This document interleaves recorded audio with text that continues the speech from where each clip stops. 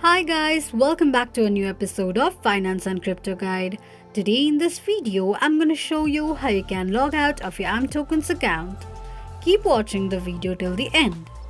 To log out of your ImTokens account, firstly go ahead and launch open your ImToken application.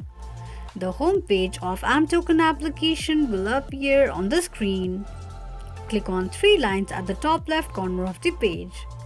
On the next page, tap on Manage option. Now all you need to do is click on Quit. From the pop-up, click on Confirm to delete. Enter a password associated with your ImTokens account and tap on Confirm.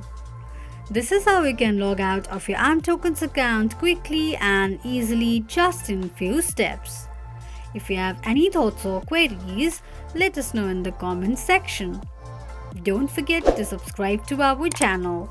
Also press the notification bell icon so that YouTube will notify you whenever we post a new video. I hope this video was helpful to you. Thank you so much for watching.